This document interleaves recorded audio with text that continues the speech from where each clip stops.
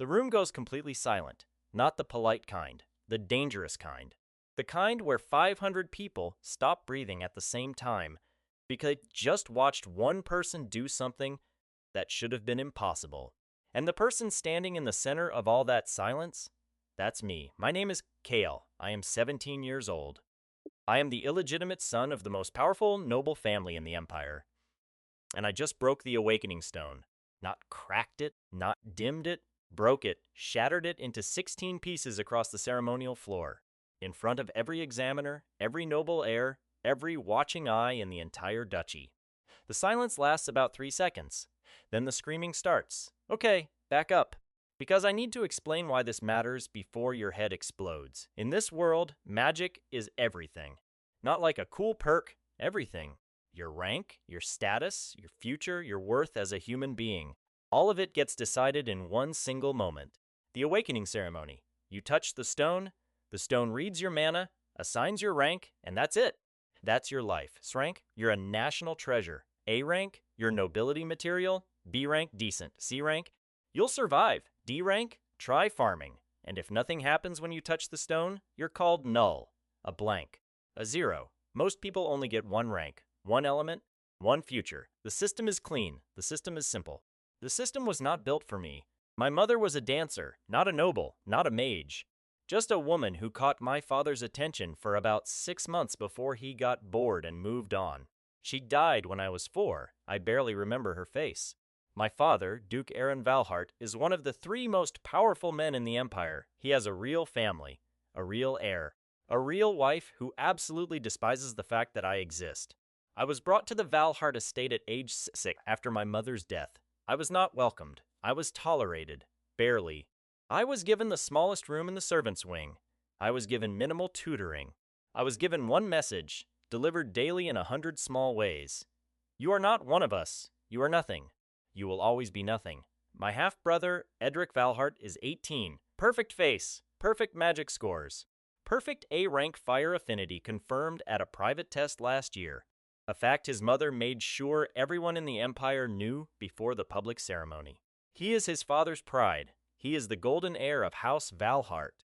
He has made my life a structured nightmare since I was old enough to understand what he was doing. He used to put out my candles during study hours so I couldn't read. That's the level we're working with. The Awakening Ceremony happens at 17 for every noble-born child in the Empire. Public. Witnessed. Recorded in the Imperial Registry forever. I was not expected to perform well. I was expected to fail quietly, be assigned a C or D rank if lucky, and disappear. Maybe get shipped off to some minor branch house in the north. Maybe get paid a small stipend to go away and stop existing near the Duke's legitimate family. That was the plan. That was the agreement everyone in that room had silently made with themselves before I ever walked in. The Valhart family attendants had dressed me in the plainest ceremonial whites available. No house sigil on my sleeve. Just white fabric and the implication that I barely qualified to be there. Edric went first. Of course he did. He's the legitimate heir. He walked to the stone like he owned the room, which in a way he did. He placed his palm flat on the surface. The stone blazed orange gold. Fire. A rank. Right on schedule. The hall erupted. The examiners marked their ledgers. The nobles clapped. Duke Aeron, sitting in the observation gallery with the expression of a man watching a satisfying transaction complete, gave the smallest approving nod. Edric stepped back. He looked directly at me. Then he smiled. The kind of smile that says, "Watch this, bastard." Then it was my turn. I walked to the center of the hall. I heard the whispers before I even touched the stone. Is that the illegitimate one? What's he even doing here? D rank at best, I'd say. My money's on null. I placed my hand on the stone. Nothing happened. For 1 full second, nothing happened, and I saw Edric start to smirk. Then the stone cracked. Not glowed. Cracked. A hairline fracture running from center to edge in under a second. Then another. Then another. The stone didn't just respond to me. It couldn't handle me. The entire crystal structure, designed to process and rank the mana of any human alive, started fracturing under the pressure pouring out of my palm. I tried to pull my hand back. The stone actually brightened and pulled it forward, like it was desperately trying to finish a reading it couldn't complete. Then it exploded. 16 pieces, clean across the floor, dead silence. The head examiner, a man with 40 years of ceremony experience who had seen every rank and every element, was staring at his ledger like it had personally offended him. Because the stone hadn't assigned a rank. It hadn't even registered an element. It had simply ceased to exist under my mana output. He looked at me. I looked at him. The stone, he said, slowly, has never done that. That's when the screaming started. Not the good kind of screaming. Not the odd, reverent kind you get when a legendary talent appears. This was chaos screaming. Outraged noble screaming. How dare this bastard child disrupt the ceremony screaming. He sabotaged it. That stone was enchanted by imperial artificers. That's destruction of ceremonial property. Remove him. Edric had stopped smiling. He was looking at the broken with an expression I'd never seen on his face before. Not anger, not amusement, fear. Duke Aaron rose from his seat in the gallery. His expression gave nothing away. It never did. He was a man who had spent decades being unreadable. "Halt!" he said. The room halted. He descended the stairs slowly, every step deliberate, until he was standing 10 feet from me on the ceremonial floor. He looked at the broken stones. He looked at me. He said nothing for a very long moment. Then he said, "Bring another stone." The examiners looked at each other. "Your Grace," one of them said carefully, "the secondary stone is rated for triple the output of the primary.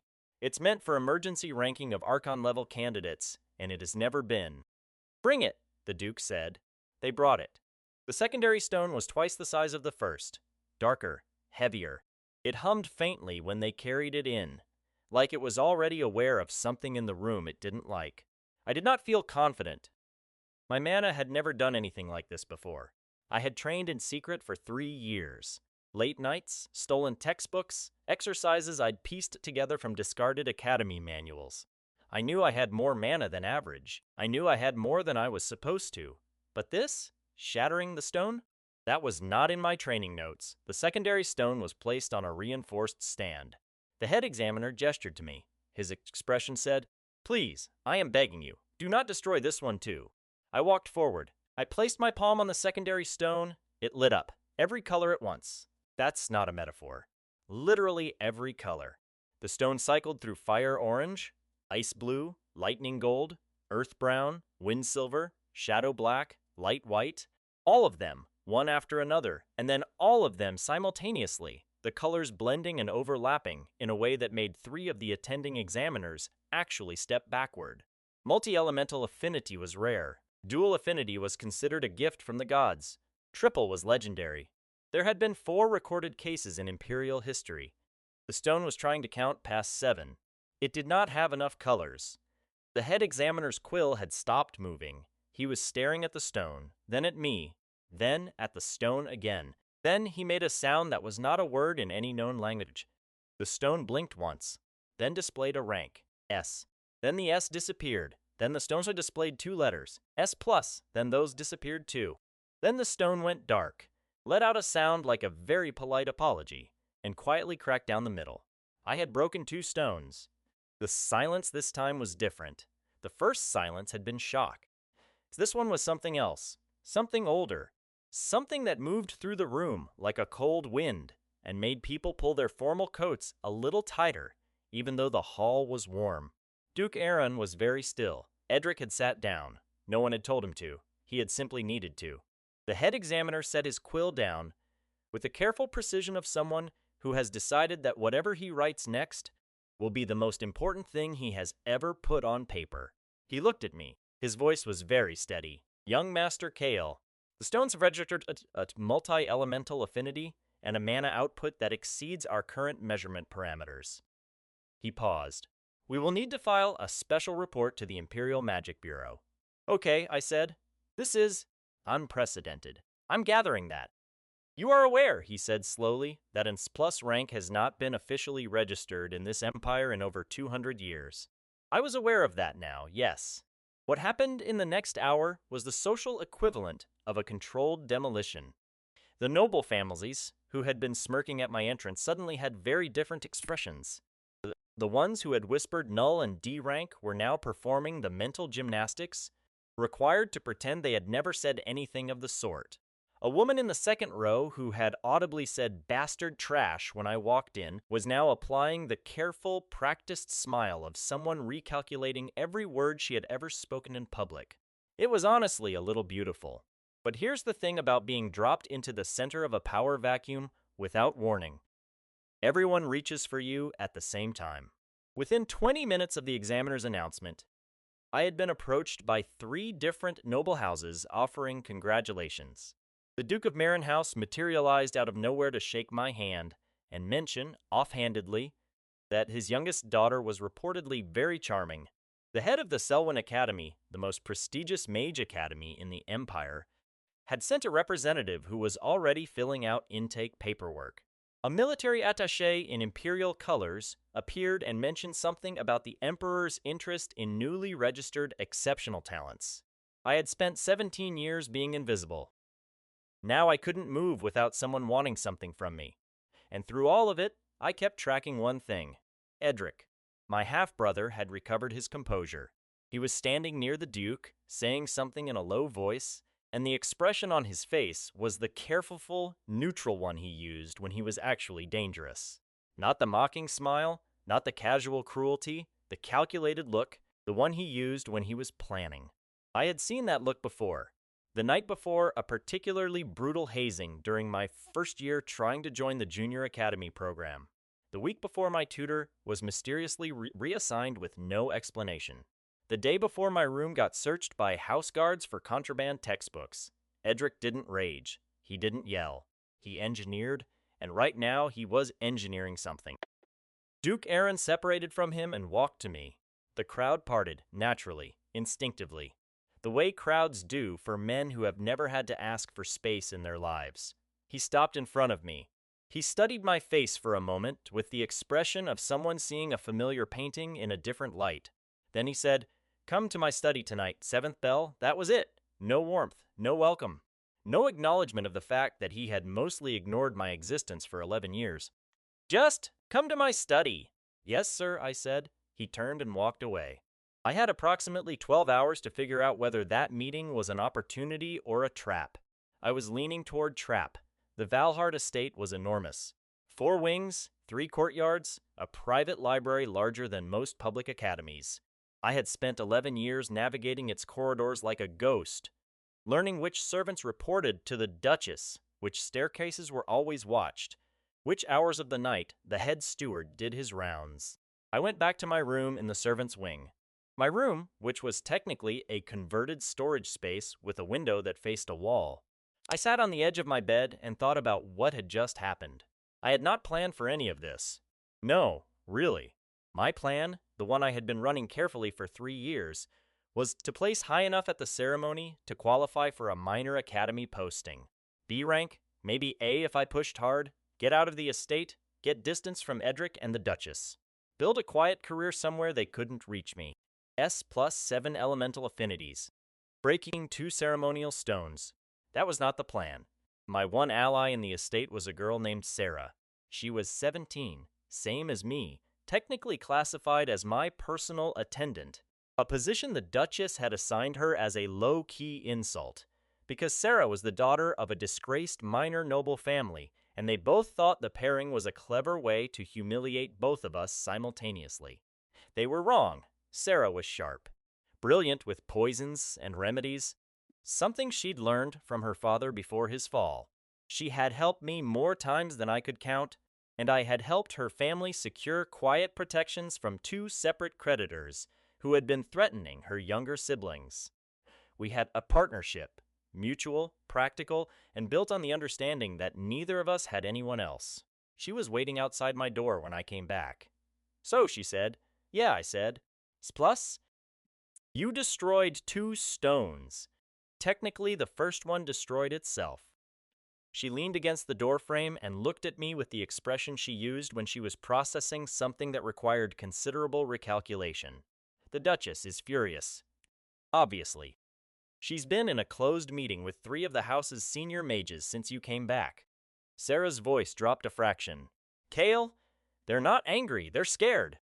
That landed differently than I expected. I had imagined the Duchess would be angry. I had imagined Edric would be cold and calculating. But scared? Scared was a different problem. Scared people did unpredictable things. What about the Duke? I asked. Sarah hesitated. He looked pleased, she said finally, but not warmly pleased, strategically pleased, which meant I was useful, not welcome. Useful. There's a difference. Useful things get maintained until they're not useful anymore, and then they get discarded. Seventh bell arrived. I changed out of the ceremonial whites and into plain house clothes, a deliberate choice. I was not going to the Duke's study dressed like I was still performing. I was going as myself. What were that to mean? The Duke's study was in the East Wing. I had been inside it exactly twice in 11 years, both times as a child being informed of some rule adjustment that affected my place in the household. I knocked. Enter. The study was large and organized with military precision, floor-to-ceiling bookshelves, a fireplace, a desk that probably weighed more than I did. Duke Aarons was seated behind it, a glass of dark wine in hand, a single candle lit on the desk between us. He did not offer me a seat. I took one anyway. His eyes moved to the chair I'd chosen. A flicker of something, surprise, approval, and then nothing again. You've been training, he said. Yes. Privately. Without authorization from the house tutors. Yes. For how long? 3 years. He turned the wineglass slowly in his hand. You tested at your private sessions as B-rank mana signature. Our house mages confirmed it twice. I know, that was a lie, he said. That was careful, I said. A pause. You concealed your real output. I had reasons. He looked at me. Edric, not a question. Among other reasons, I said. Duke Aaron set his wineglass down. He folded his hands on the desk with the unhurried precision of a man who has navigated wars and court politics for 30 years and knows exactly where every conversation ends before it begins. You understand, he said, that as of this morning, your status in this house and in this empire has changed fundamentally. I'm beginning to. The Emperor will require a personal audience within 30 days of registration. It's protocol for any S-rank registration, never mind S+. His voice was flat, clinical. You will need to attend. You will need to represent House Valhart. That hit me sideways. I'm not a legitimate. You will be legitimized, he said. Silence. By imperial registry, effective the morning of the ceremony, your registration is filed under House Valhart. Legitimacy under imperial succession law is triggered automatically by S-rank registration when the candidate is blood-related to a ducal house. He paused. Your mother was registered as a formal contracted companion, not a concubine. The paperwork was filed correctly at the time. I made sure of it. I stared at him. Why? I said. He looked at me for a long moment. Because, he said finally, I knew your mother, and I knew what you might become. And I did not build this house for 30 years as only to have its bloodline wasted in a servant's wing. That sentence hit me in a way I was not prepared for. I had spent 11 years telling myself he didn't care, that I was invisible to him, that whatever I built, I would build alone, without him, despite him. And here he was telling me he'd filed the paperwork, years ago, just in case. I didn't know whether to be grateful or furious. I was both, simultaneously. The two feelings sitting in my chest like two stones that couldn't decide which one weighed more. I left the study at 9th bell. The hallway outside was empty, except for Edric. He was leaning against the wall, across from the study door, arms crossed, looking at me with that flat, calculated expression. He'd been waiting. He'd known I was inside. Little brother, he said. He had never called me that before. Not once in 11 years. Edric, I said. He pushed off the wall and walked toward me slowly. He stopped about 5 feet away. In the low torchlight of the corridor, his face was unreadable. You know, he said, I always wondered what you were hiding. Hiding? The fake B-rank readings. He tilted his head. Clever. I underestimated the patience that required. I won't make that mistake again. I said nothing. The thing you need to understand, he continued, in the tone of someone explaining something to a slow child, is that rank isn't everything. You have power. That's new. Congratulations. But you don't have connections. You don't have alliances. You don't have history in this court. You have ability and nothing else. He let that sit for a second. A weapon without a hand to wield it is just metal on the floor. Is that what you are? I said. A hand? The smallest twitch at the corner of his mouth. I'm the one who knows this empire. Its courts, its debts, its secrets. I've spent my whole life being built for that. He held my gaze. You can fight every battle alone if you want, or we can be useful to each other. I looked at him, my half-brother, the boy who blew out my candles, who had my tutor reassigned, who had spent 11 years ensuring I stayed small and ignorable. And now he was standing in a hallway at ninth bell, offering me a deal. Because the math had changed, and he was smart enough to know it. I'll think about it, I said. Don't think too long, he said quietly. The people who are scared of you won't wait. He walked away. I stood in the hallway and watched him go and thought, he's right. And he's also exactly the person I should be most afraid of. And both of those things being true at the same time was the most Valhart thing I had ever experienced. I did not sleep well. The next morning, everything moved fast. Word had spread. It always does. The imperial capital was 3 days from the Valhart estate, but the magic communication channels, crystal relay messages, could move information in hours. By sunrise, 2 additional ducal houses had sent formal congratulation notices. By the time I made it to breakfast, a representative from the Mage Council had arrived at the estate's front gates. I ate my breakfast in the servants' dining hall, old habit. Sarah sat across from me and slid a folded note across the table without a word. I opened it under the table. 3 words in her handwriting. Duchess hired someone. I looked at her. She looked at me. I folded the note and put it in my pocket. Of course she had. The Duchess. Edric's mother, Lady House Valhart, had been a political operator since before I was born. She had not maintained her position in one of the Empire's most powerful noble families for 20 years by accepting situations she didn't control. And I was, as of yesterday morning, a situation she absolutely did not control. Hired someone could mean many things. An information broker, a court fixer, a blackmail specialist, or it could mean the other kind. I ate the rest of my breakfast and thought about the odds. Plus rank was significant protection in theory. I was now technically a national resource, and harming me without cause was an offense against the crown. But theory and practice had gaps, especially in the 3 to 4 weeks before my official imperial audience, when the paperwork was filed, but the emperor's formal acknowledgement was still pending. That window was the dangerous part. 3 things happened that afternoon. First, the Selwyn Academy formally offered me a full enrollment contract, not a scholarship, not a trial period, a full named contract. They sent it by official courier with 2 seals and a personal letter from Headmaster Dorrit, who apparently had a reputation for writing 1 letter per decade, when truly exceptional talent appeared. This was apparently that decade's letter. Second, a man I didn't recognize was found in the east garden of the estate, unconscious, carrying a vial of something the house physician identified as a contact toxin, odorless, fast-acting, the kind that would look on cursory examination like a sudden cardiac event in an otherwise healthy young person.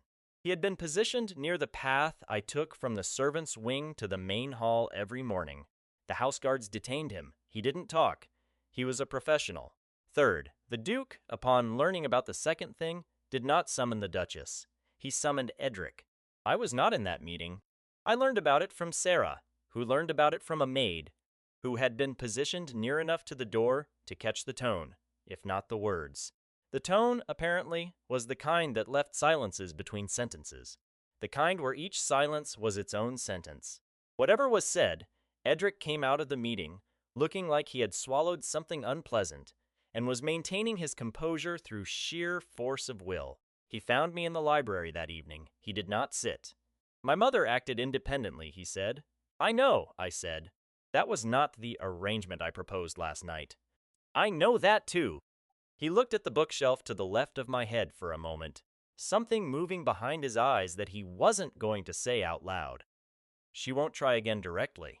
Father made himself clear. Your father, I said. Edric's jaw tightened, almost imperceptibly. Our father, he said with careful, deliberate pronunciation, made himself clear. Our father. Coming from Edric, those 2 were the most expensive thing he had ever said to me. The next week was the strangest of my life. I was moved from the servants' wing. My new room was in the main house, 2nd floor, east corridor. Not the largest room in the estate, but not small either. It had a real window, a view of the garden, a door that locked from the inside. I stood in the middle of it the first night and just breathed. The house staff treated me differently. Not warmly. Most of them had been trained by the Duchess's preferences, and her preferences were not warming overnight, but carefully.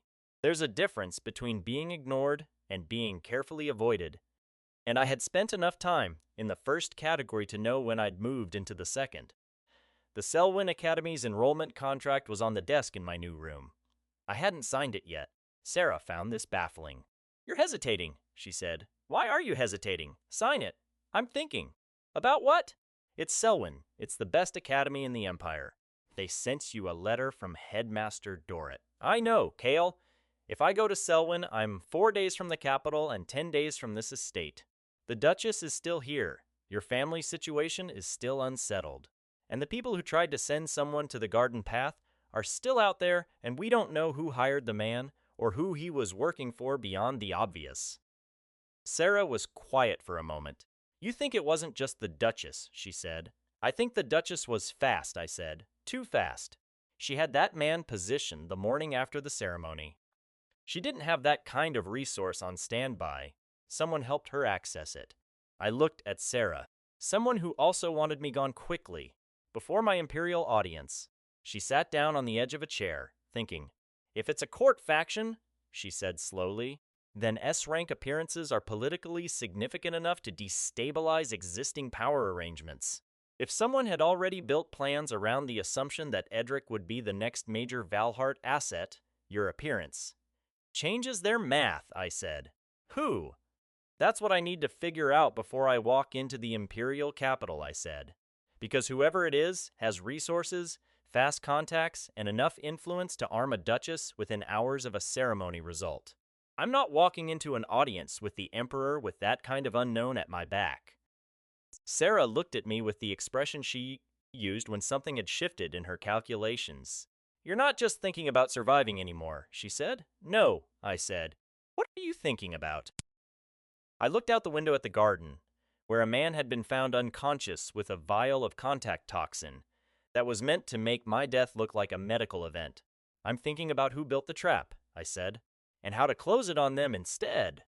The answer came from a direction I didn't expect.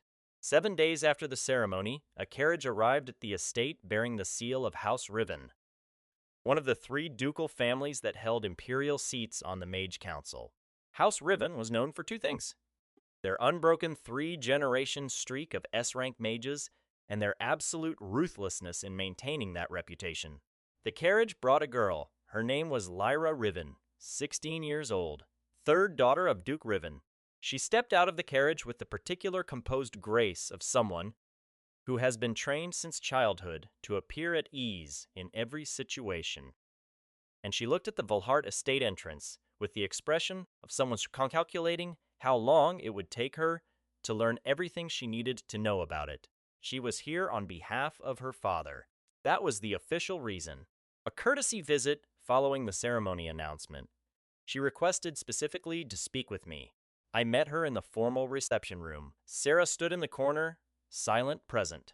Lyra Riven sat across from me and folded her hands in her lap and said, without preamble, "You have an enemy on the Mage Council." Just like that. "Good afternoon," I said. "Counselor Veth," she continued as if I hadn't spoken. "He has held the position of head artificer for 18 years. He certified both stones at your ceremony. He also holds 3 long-term contracts with households whose arrangements depend on the current power distribution remaining stable." She tilted her head. "He knew within 6 hours of your result. He made 3 calls before the sun went down. The house that received one of those calls has significant financial obligations to a certain member of your household, the Duchess." "Why are you telling me this?" I said. Lyra looked at me for a moment. "Because my father sent me here to determine if you were useful or dangerous." "And both," she said. "Which is more interesting?" She paused. "He wants a meeting. Not now, after your imperial audience. He will be at court for the regular council session. He suggests you find a reason to extend your stay in the capital by 4 days. I studied her face. "Your father could have sent a message," I said. "He could have," she agreed. "He sent me because a message can be intercepted." And because he wanted me to assess you directly. Another pause. I've done that now. Assessment results? Something that might have been a smile moved at the corner of her mouth. Very brief, very controlled. Better than expected, she said, which was already above average. She stood, signaling the visit was over. One more thing, she said, as she moved toward the door. The man in the garden, he wasn't hired by your Duchess. She received his contact and deployment details through an intermediary she believed was acting on her behalf. Lyra paused in the doorway. She's a tool, not the hand. Be careful which problem you solve first. She left. I sat in the empty reception room. Sarah crossed the room and stood next to me. The Riven daughter, she said. Yeah, she just handed you Counselor Veth. She handed me a direction, I said. Whether it's real or another layer is a different question. You don't trust her. I don't trust anyone I've known for 15 minutes who opens by telling me something that's valuable for free. I looked at the door she'd walked out of, but I believe the information. The ducal house financial connections to the Duchess are verifiable, and Veth being involved explains the speed. So what do you do? I thought about it for a moment. I sign a Selwyn contract, I said, and I go to the capital. And I walk into that imperial audience, and I smile, and I play the role of a newly discovered exceptional talent who is grateful and cooperative and just wants to do his best for the Empire. I paused. And the entire time I am building the exact case I need to remove Counselor Veth from his position before he gets a second attempt. Sarah was quiet for a moment. Then she said, I need to come with you. I know, I said. And your brother, Edric, who had offered me a deal in the hallway, who had been summoned by our father after the garden incident, who was still, fundamentally, a person who had spent 11 years ensuring I stayed small, but who was also now doing the math in real time on which side of the board it was smarter to stand. I'm going to let him decide, I said, but I'm going to make sure he knows what he's deciding. I signed the contract the next morning. That afternoon, I went to find Edric. He was in the training courtyard. Running forms alone, which he never did, he always trained with partners, people he could perform at. Alone meant he was actually working through something. I watched him for a moment from the courtyard gate. Then I walked in. He stopped mid-form and looked at me. Counselor Veth, I said. Something moved in his face. Too quickly to read. Where did you hear that name? He said. Does it matter? He set down his training staff. Veth has been a mage council fixture for 18 years. He has connections to 11 noble houses, 4 merchant guilds, and direct access to the Emperor's certification staff. Edric's voice was careful, measured. If you're thinking of going after him, I'm going to destroy him, I said. Silence. Not out of anger, I continued.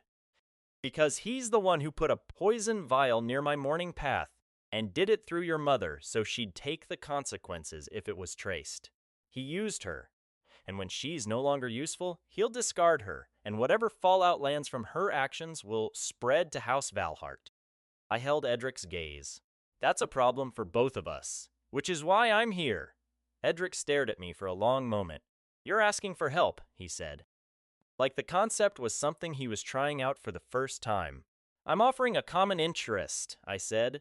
There's a difference. He picked up his training staff again, turned it once in his hands. Then he said in a different tone, quieter, with less performance in it, I knew about Veth, not the garden path. I would have stopped that if I'd known in time. He paused. I need you to believe that. I'll work on it, I said. Another silence. The kind that meant we had just crossed some kind of threshold. The capital, he said finally. You'll need introductions to 3 specific court factions before you walk into that audience. Without them, you'll be visible but unencored. A weapon without a hand, like I said. He paused. I can make those introductions. In exchange for what? He looked at me directly. A seat at the table, he said. When this is over and House Valhart is navigating whatever political realignment your existence triggers, I want to be at the table. Not behind you. Not under you. At it. I thought about the candles he'd put out when I was trying to read. I thought about the tutor. The room searches. 11 years of calculated, patient cruelty designed to keep me small. And I thought about a man unconscious in a garden with a contact toxin he didn't deploy for himself. I thought about our father who had filed paperwork years ago for a son he publicly ignored. I thought about what kind of house I was actually standing in, and whether any of us had chosen it. A seat at the table, I said, equal voice, no backroom moves. Agreed, he said immediately, which told me he had already been thinking about the terms before I arrived. 3 days later, I left the Valhart estate for the first time. Standing outside the main gates, travel bags loaded on a carriage, Sarah beside me with her own case, and the calm expression of someone who has planned for several contingencies, I turned and looked at the estate one last time. 11 years, a servant's wing room with a window facing a wall, a name that wasn't supposed to matter, a future that was supposed to be small and quiet and contained. The carriage was waiting. Edric appeared at the gate. He didn't say anything dramatic. He just handed me a sealed letter. The first introduction, he said. A lord in the capital. He owes our father a significant political debt, and he's been looking for a reason to move away from Veth's faction for 2 years. Your arrival is that reason. He paused. Don't mention me directly. Use the Valhart name. Let him figure out the rest. I took the letter. Thank you, I said. He nodded, just once. And then, in a voice low enough that only I could hear, I blew out those candles because I was afraid of you. I didn't know what you were. I do now. A pause. Try not to get killed before the audience. He turned and went back inside. I stood there for a moment. Then I got into the carriage. The capital was 12 days away. Counselor Veth was already there, and he had no idea what was coming. Good. I had spent 17 years being underestimated. I had spent 3 years building in secret. I had survived 11 years in a house that wanted me invisible, emerged from a ceremony that was supposed to erase me, and navigated the first week of a new life that had tried to kill me twice before I'd even unpacked. I was not angry about any of it. Anger was a fire you spent on the wrong things. It burned through what you needed for the long game. What I had instead was something colder, clearer. The kind of focus that builds over years of being told you're nothing, until you understand, with absolute precision, exactly what you are. Cess plus. 7 elements, 2 broken stones, a father who had been waiting, a brother who had been afraid, an enemy who had made the mistake of moving too fast and leaving tracks. The carriage rolled forward. The estate disappeared behind the trees. And somewhere ahead, in the most powerful city in the empire, a counselor who had tried to have me killed was sitting in his comfortable position and thinking himself secure. He would be at the imperial court when I arrived, and I had 12 days to become exactly what was required to destroy him. This was not a revenge story. Revenge was for people who needed the other person to understand what they'd done wrong. I didn't need him to understand anything. I just needed him gone. The wheels turned. The road opened up. The empire stretched ahead like a game board waiting to be played. I settled back in my seat, and I started planning.